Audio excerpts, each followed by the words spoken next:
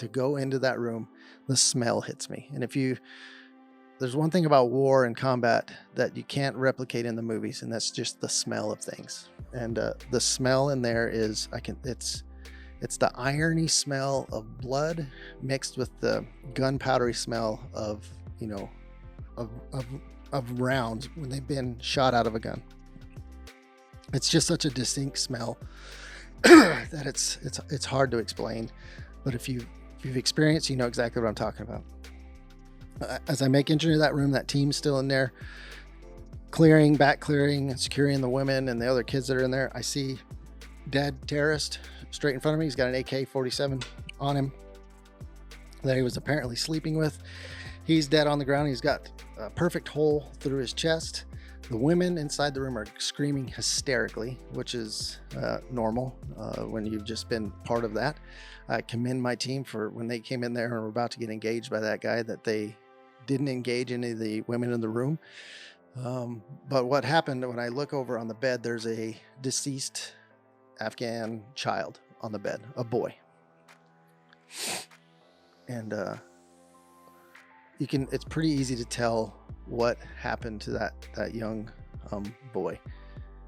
As he was on the bed with his father, when his father rose up to engage, they shot him, and my saw gunner in particular engaged him very close range, right in the chest. There's a perfect hole through the chest of the enemy that's dead on the ground.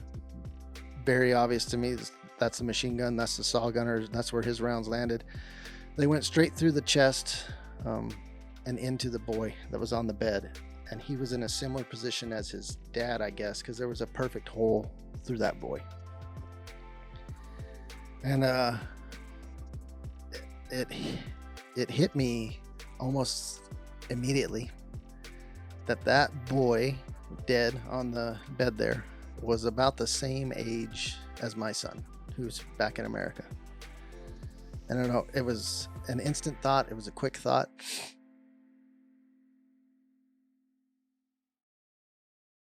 Welcome to the Leading with Vulnerability podcast. I'm your host, Yuma Barnett. You guys all know me. I'm still the same old G, though I've been low key.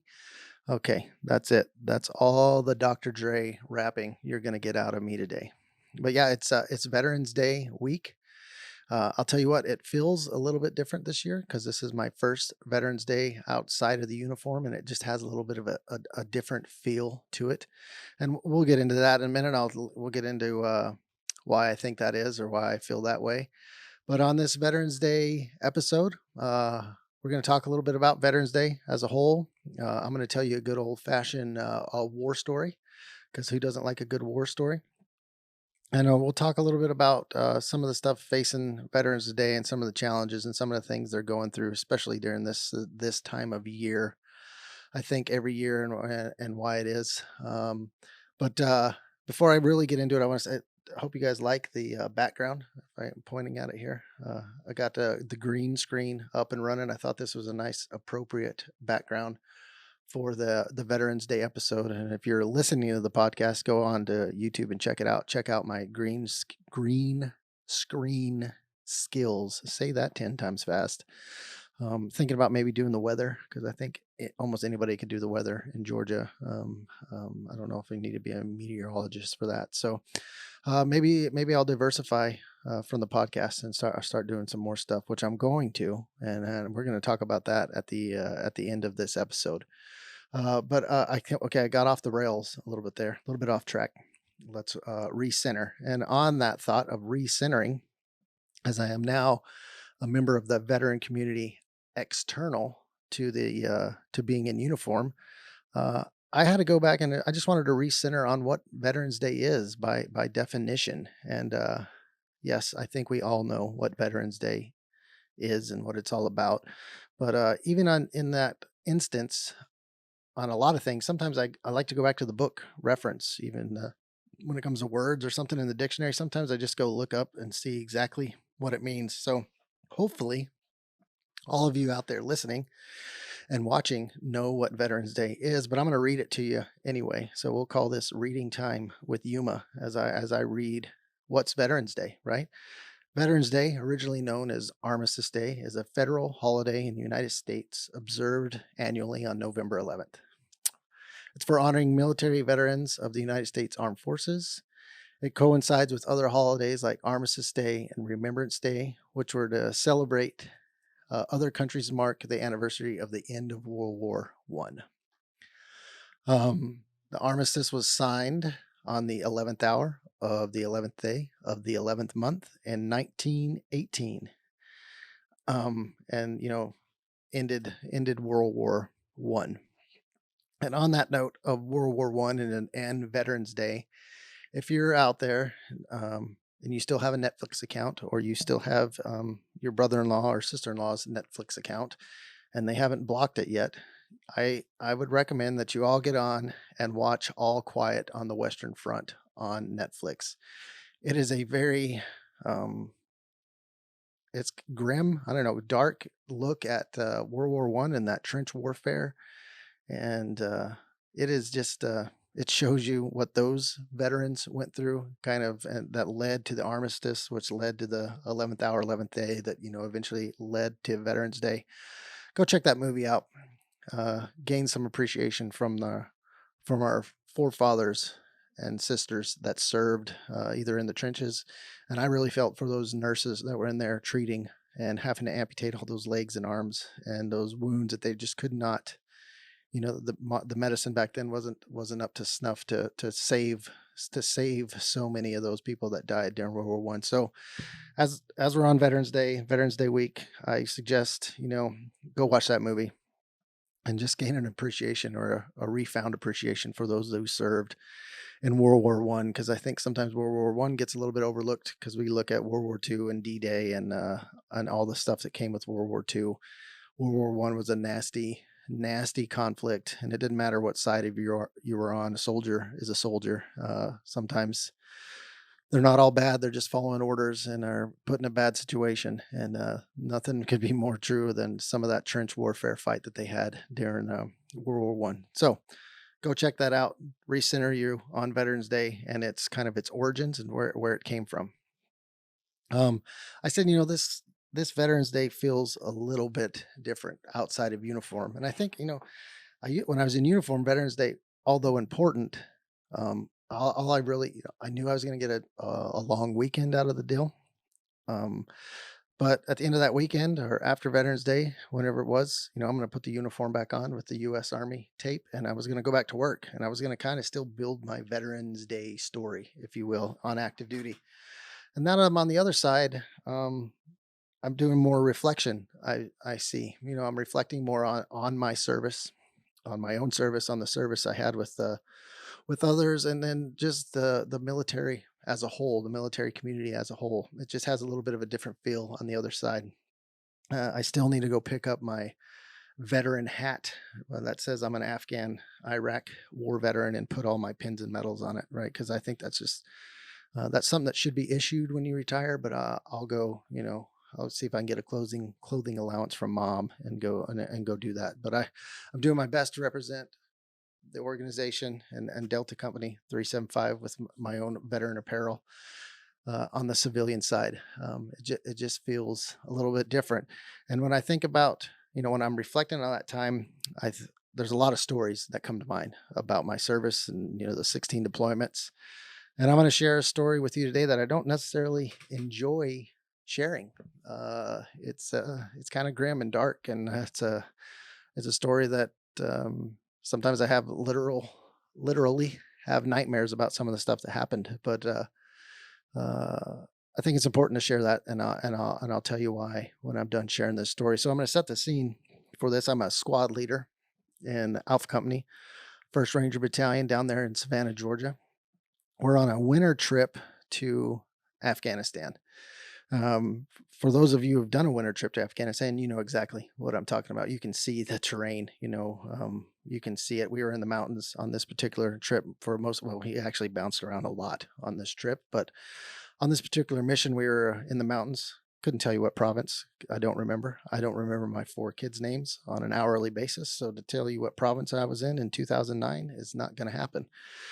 With that, I'll probably get a few of the details wrong, but I'm gonna get most of this story right because it's one that's stuck with me for years, the good and the bad. So Afghanistan, for those of you, like I said, who haven't been there, but if you've been to the desert Southwest, New Mexico, Arizona, California, very similar in landscape and in the weather and the climate in the wintertime, cold, windy, snow blowing.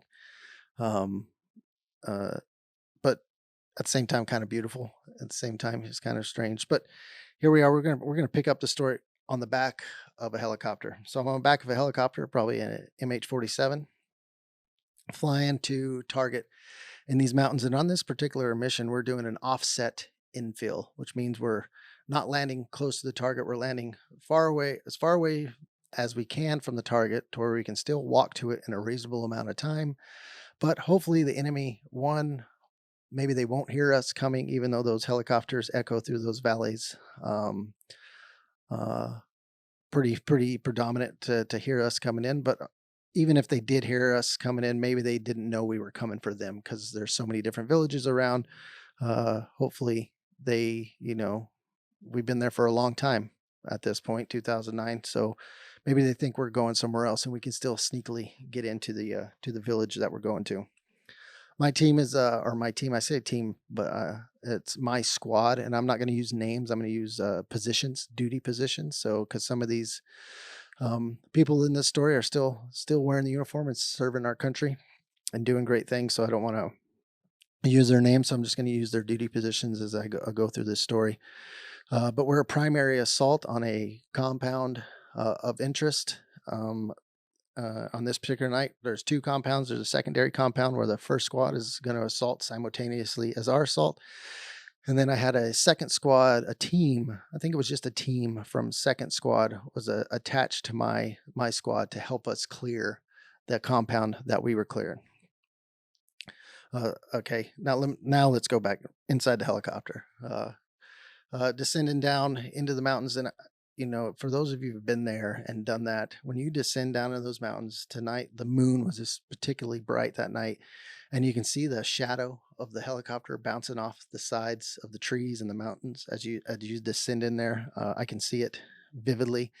I can feel the rotor wash, the cold coming in to the cabin, and I'm on a knee at the back of the aircraft with the door gunner, and I'm watching out the door, seeing the shadows on the mountains from the moonlight, and I'm looking out the back of the ramp where I'm about to run off of this aircraft into our infiltration HLZ, which is a helicopter landing zone.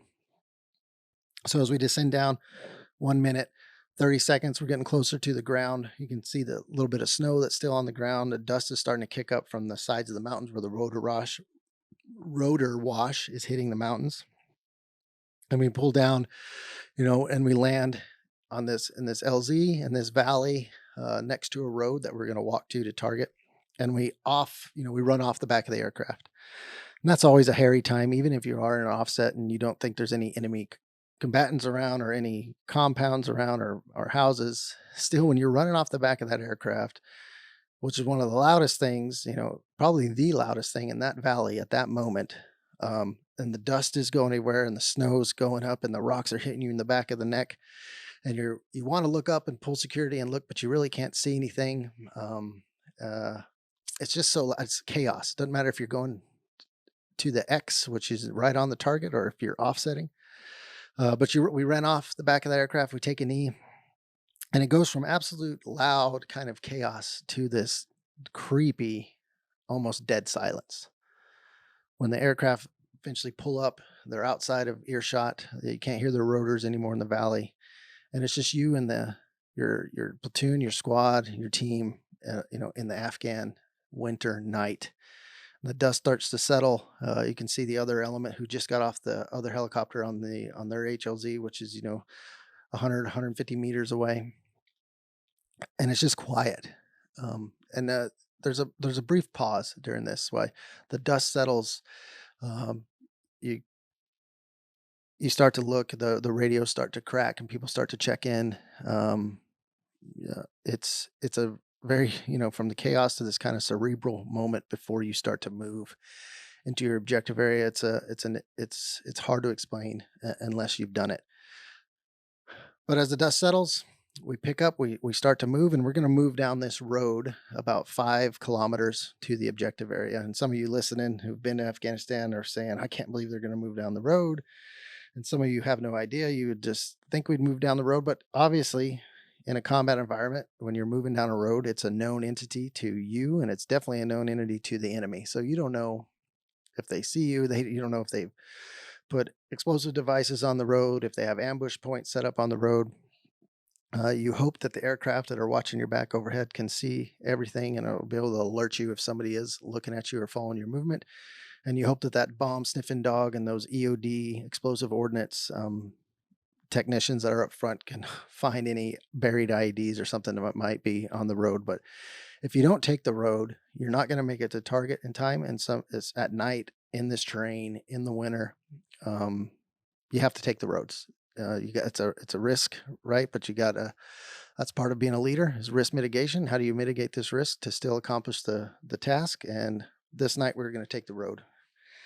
So we all get online. I think I'm second or third in the order of movement. Got our night vision down. And it's funny, anybody who's been under night vision, it doesn't take long. You spend a lot of time under night vision and training. You can just look at the back of somebody. You can tell by what equipment they're carrying and how they walk, who it is. And you can do that for quite a distance. We're about third in the order of movement, I think, because we're the primary assault on this building. So the first element is your isolation and containment, which is going to contain the outsides of the building and watch your back while you make entry. And, we're in the back because we're going to come up there when they're set and assault the compound. So we're making this 5K trip through the mountains, up and down some winding roads. And we get to our objective rally point, which is, the last place you're going to stop and make sure everything's good before you go start assaulting this objective. I remember on this particular night, our objective rally point was at an elevated position overlooking the village that we were going to go into. And the moonlight was shining on the compound perfectly. You could see it without night vision. It was that bright outside. You can see the secondary compound, which was behind it, where the first squad was going to go and conduct a simultaneous assault with us. And it's dead quiet. The only thing that's going on is some dogs that are barking, which is just, your average day in Afghanistan, some dogs down there barking. So our isolation, our containment pieces, they move out. They sit in their blocking positions on roads and positions of advantage where they can watch our back while we make our assault. And I moved up with my squad and a team from the second squad to the wall of the target compound. We move up to the wall. It's a pretty good wall, 7.5 foot wall. I remember searching with the team leader for a good position to put the ladders up. We find a good spot to put the ladders up on the wall quietly, and then send up 2 people to look over and clear the internal of the compound before we jump in. On this particular night, we're doing a silent clear, which means we're going to try to get in there quietly and walk straight into their bedroom and get the bad guys without them ever knowing we're there. We're not going to go loud unless we have to. We're not going to blow a breach or breach a gate or breach a door unless we absolutely have to. So the 2 members, they go over, clear the initial courtyard from the ladders, and then we get the go ahead and enter the courtyard. Now, when I say silent clear, we're trying to be as quiet as we can entering this courtyard, jumping off a 7-foot wall, while some people are carrying between 40 and 80 pounds of equipment, body armor, machine guns, rifles, shotguns, breaching charges. So quiet is a relative term, right? Trying to jump in there, you just hope, because it's wintertime, everybody that lives in that compound, they're inside sleeping. These adobe huts are pretty good at muffling the sound, and you hope they're just asleep enough to where they don't hear you coming in. So our initial team and myself, we jump in to the compound. We're in now.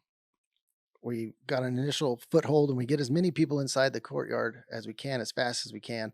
So if things do go south real fast, we can support one another and either fight our way to the enemy and take them out and get into a building, or we can fight our way out and go reassess.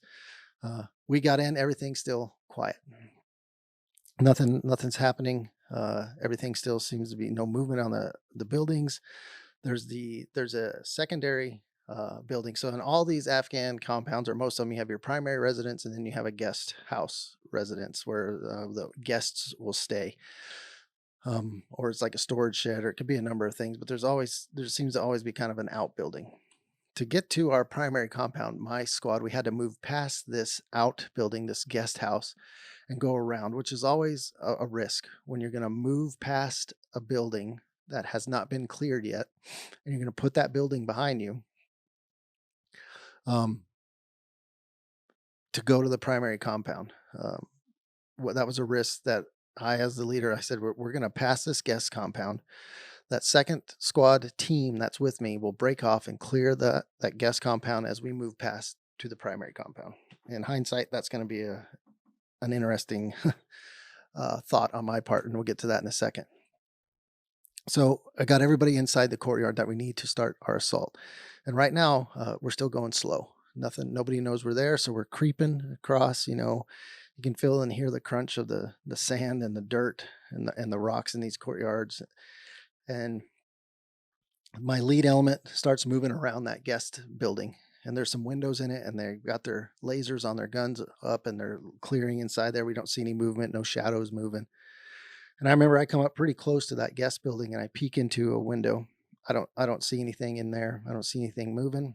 And we continue on around, because if something was moving and there seemed to be a threat, we were going to stop and clear that building first. But at this time, it seemed like everybody was still asleep, and that second squad team is just going to break off behind us and clear that building as we move forward.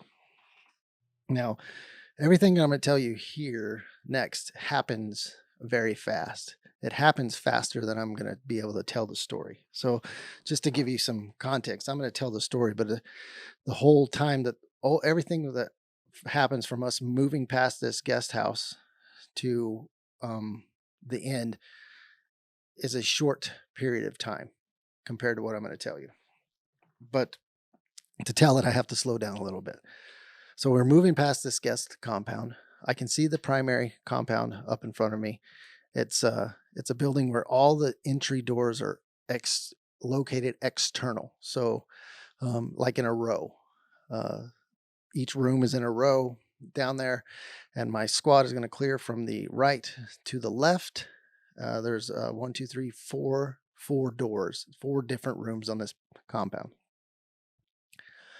Just as we're moving past, I've got my laser up, and I'm putting the laser on the front door of the first room that I want my squad to clear. And I'm sending them, I mean, they're moving, not running, but at a decent pace. And their instructions are, if the door is open, if it's not locked, you're going to make entry silently and clear the room. If it's locked, let us know, and we will breach explosively and then make entry. So they're moving past, they're moving into their position. They know what they're going to do, if it's open or if it's closed. My Bravo team is moving to the doorway of the other room. They've got the same instructions. And right about this time behind us, chaos ensues. I don't look back to see what's going on. All I know is there's a large commotion followed by gunshots behind us relatively fast. This starts putting things into high gear with my element. My Alpha team starts moving faster, because now they know we're here, right? There's been gunfire inside of their compound. They go and they make entry into that first room off to my right. As I'm looking at it, I'm staying outside with my Bravo team, pulling security in front of them on the other 2 rooms that we're not able to clear at that time, that they're going to have to bypass and clear. My Bravo team is about to make entry into the second room on there when my Alpha team, all of a sudden, a lot of gunfire starts coming from that first room. I don't know what's going on in there. I just know there's a gunfight in that first room. There's a gunfight behind me, and we still have 3 rooms that we have to clear. As my Bravo team moves in and clears the first room, the doorway at the end of the compound opens, and there's a man standing there. looking out because obviously he hears what's going on. I'm out there kind of by myself. There's some people behind me, but I'm running the assault of this compound. So I just pulled security, put my gun on this guy, and in my best, Farsi, Dari, whatever I was speaking at the time, try to tell him to come out, put his hands up, and he's not having any. He's not having any of it. He's not coming to me. He I mean, obviously, if you think about it from he doesn't know what's going on. He knows people are getting shot or things are getting shot all around him. I have night vision. He doesn't have night vision. He can still see me because it's so bright outside, but he's not coming to me. He's not complying. Which could be he's just scared, doesn't want to come out, or he's one of them and would rather fight than go with the Americans. So I have gunfight happening here. I got a team in this room here clearing it. As they're coming back out, I tell them I've got security on this guy to my front. They need to clear the remaining room. There's two rooms that still need to be cleared. One with dude in the door, and the room here that's still closed. So they make entry. Mind you, they have found people in the first room, so they dropped somebody off for security to keep security on them while they continue to clear. I'm still trying to get guy to come out of the doorway. He sees that team go into that room and he disappears he runs back into his room. So got a lot of stuff going through my mind right now. What's going on behind me? I hope that's taken care of so I don't get shot in the back. Hope everybody's okay in room 1 where there's a gunfight. I got a team in room 3 clearing it. They're yelling and doing stuff in there. They're not shooting, but there's obviously people in there. And I got old boy in the doorway who decided he didn't want anything to do with this and jets back into his room. So what is he doing? Is he getting a gun? Is he hiding? Is he hiding something? No idea. All I know is I don't like it, and we need to get this figured out quick. Team finishes up in that room. They come back out, and now they have 2 people with them. There's me, and they left somebody in there for security on the people that are internal. So the doorway to where Guy was is halfway open. So I creep around, pie around with my laser up and my gun up, and I see a woman sitting on the floor, and old Guy is on the bed behind the woman. And the woman is starting to panic and freak out a little bit. At this time, I get the interpreter sent up to me. The interpreter starts telling him to come forward, telling the guy to come forward. I don't see a gun on him. I don't see any issue with him. But what he does is he picks up the woman in front of him. And as he's coming toward me, he is hiding behind the woman. Why is he hiding behind the woman? Is he trying to hide something? Is he a suicide bomber? Does he have a gun? I don't know, but I can't see him.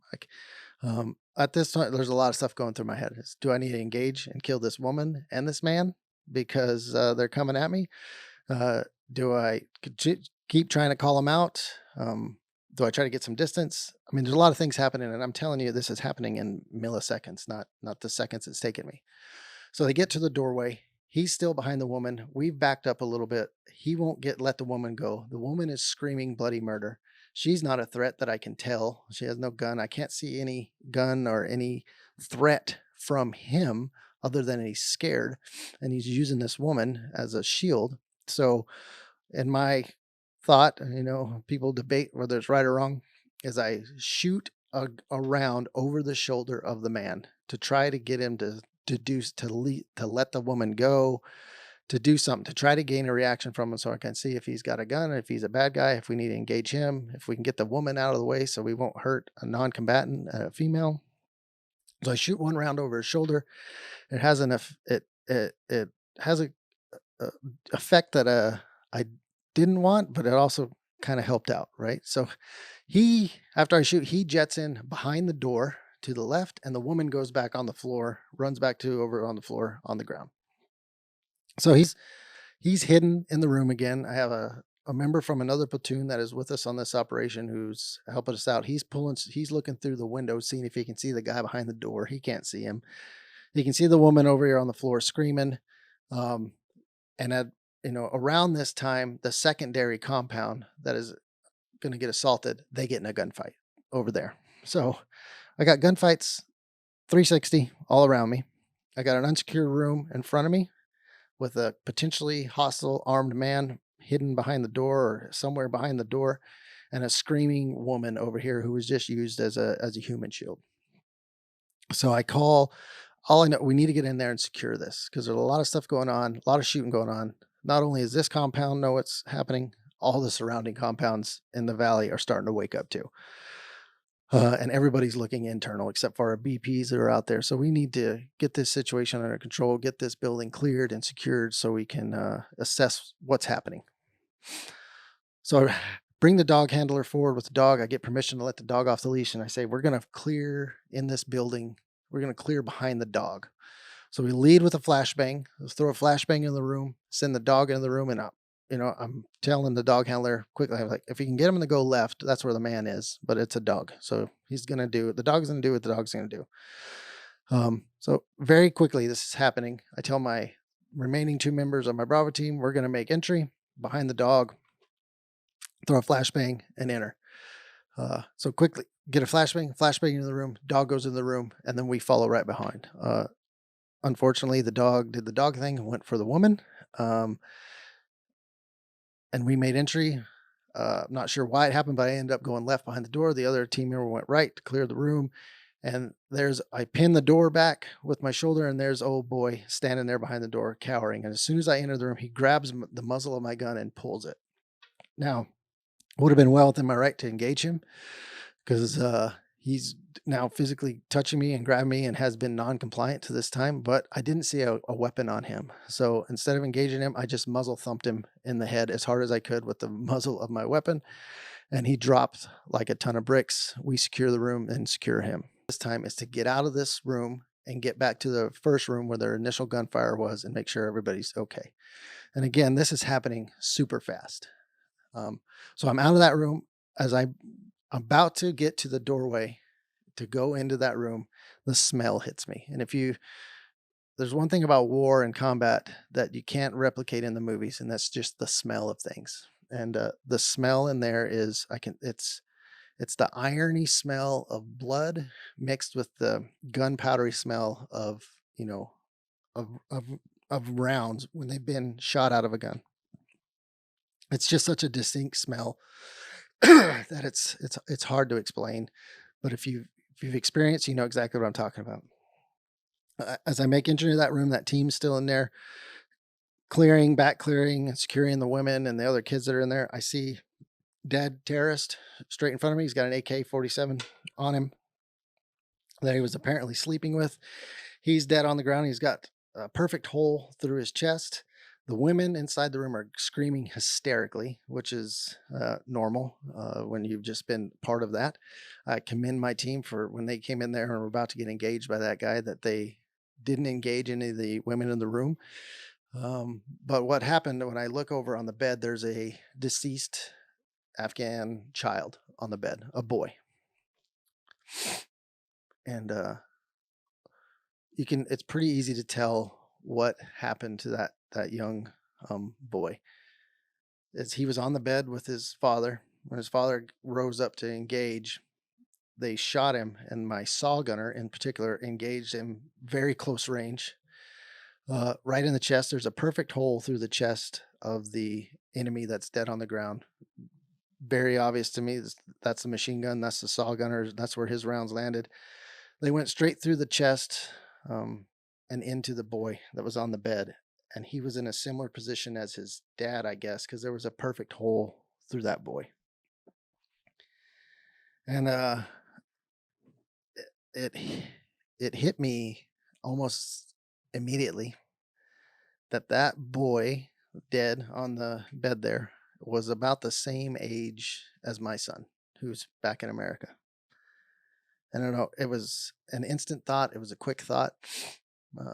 They just had kind of a similar look about him. And just the reality of the situation for us, for the Afghans, for my own son back home, hit me super fast. I told that team, and it was there and gone in a flash. I told that team, get the women, the rest of the kids out of there, get them to the other room, start clearing this room and getting the pictures that we need for when we get back. Was also with that, I knew that my saw gunner had just engaged and killed that kid. Not his fault. He was just doing what he was trying to do to save himself and that unfortunate thing happened. But I went and checked on him and I said, "Hey, are you okay? You're good physically. You Everything's good."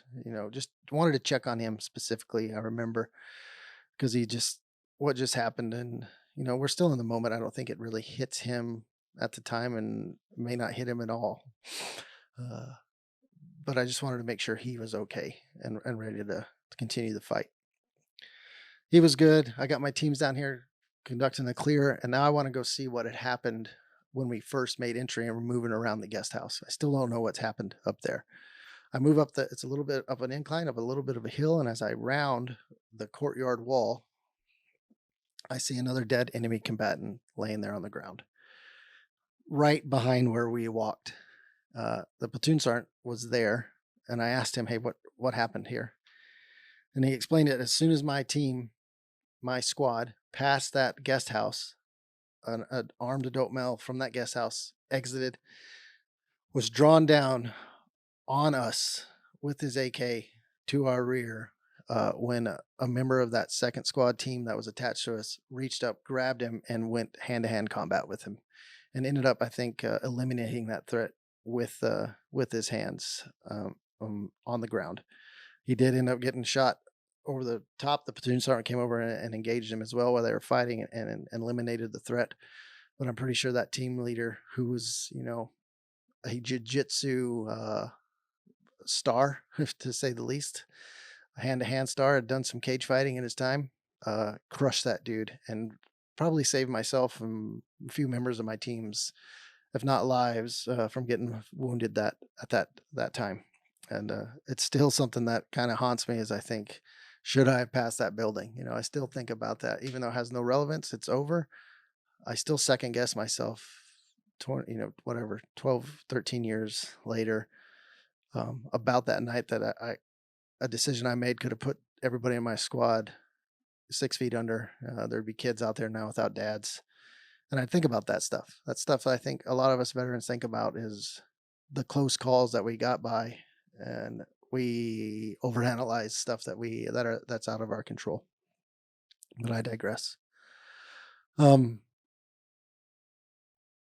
I know that everything's going on. The gunfight that happened across the way, we move down, clear the rest of the compound, and it's pretty much like any other night from there forward. Uh, Clear it, back clear it, search it, get any stuff, contraband type stuff that we can, and move to our exfil HLZ. Now, not really a happy story or like a fire up story in my thoughts. I still have literal nightmares about that dead kid laying there on that bed that's the same age of my son. I can't help it. I don't ask for him. I don't think about that event very often, but I still get visited by that event a lot in my dreams.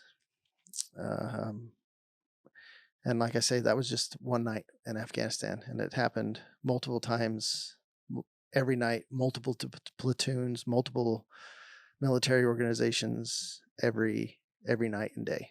And that's the stuff sometimes we don't talk about as veterans, right? And that's why I told that story, kind of a somber story, because there's a lot of pomp and a lot of circumstance that surround Veterans Day, and there should be.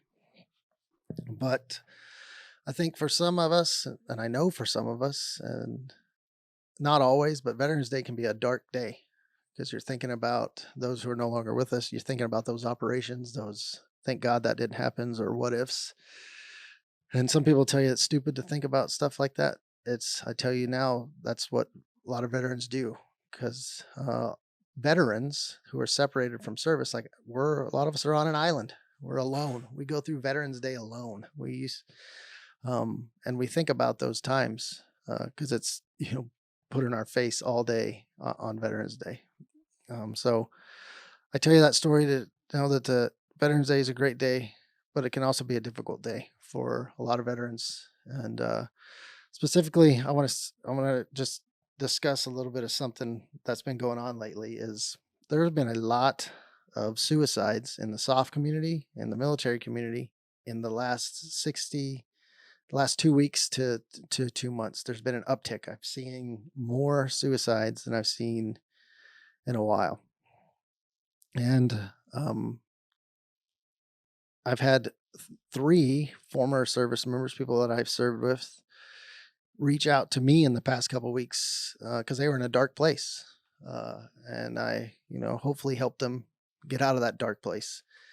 But this is a rough time of year, I think, for veterans around Veterans Day, and, I'm gonna give Yuma's theory on that. One, it's, the change in seasons, right? You're going into it's not as much sunlight, you're not outside as much, you can find yourself isolated more, and, it's it's going into the holiday season. A lot of veterans, um, there's a lot of stuff that goes into the holiday season on the veteran community, and I think that's you see the widows and the kids of those that didn't make it home.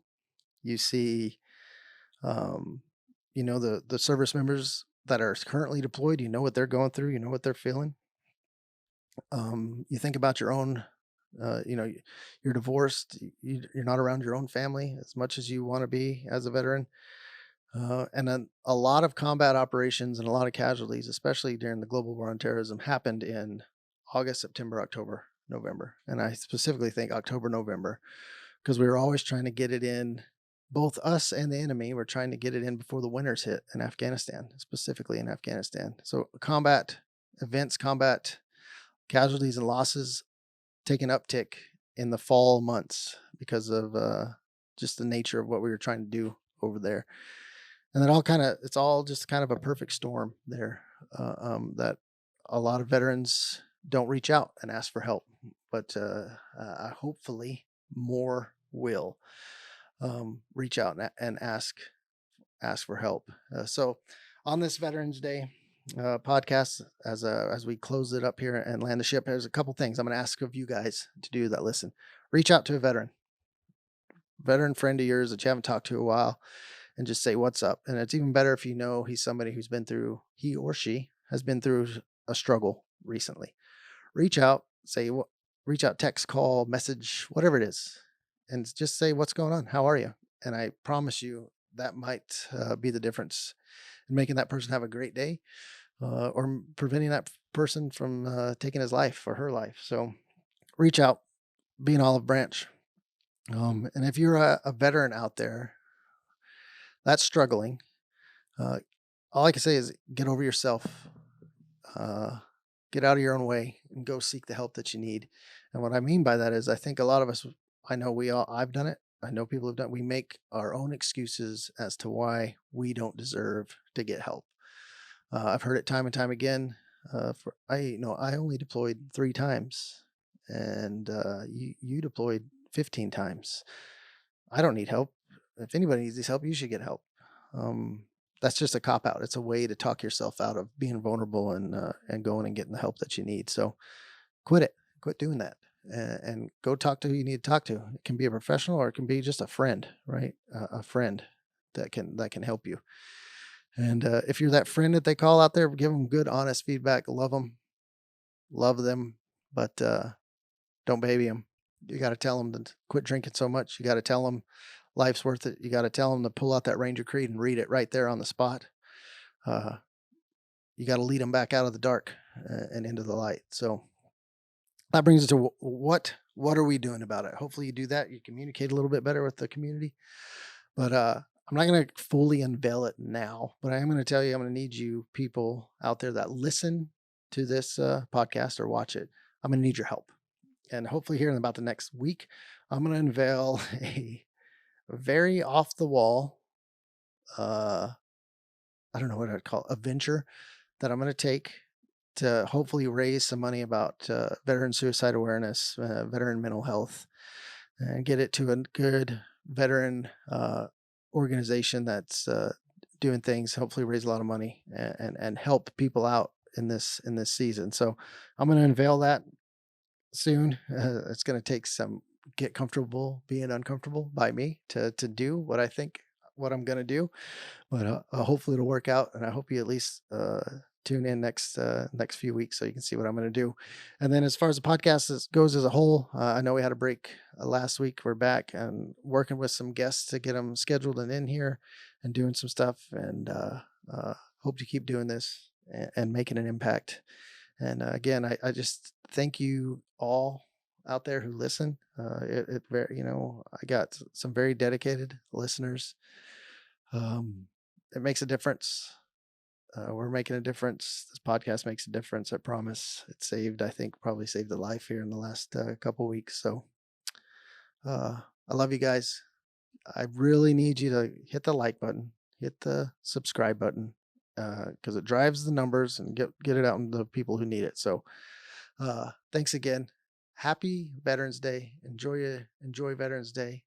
And hey, thank you for your service. I hate hearing that, but I'm a civilian now, so I'm gonna say it to you guys. Out here. See you next week.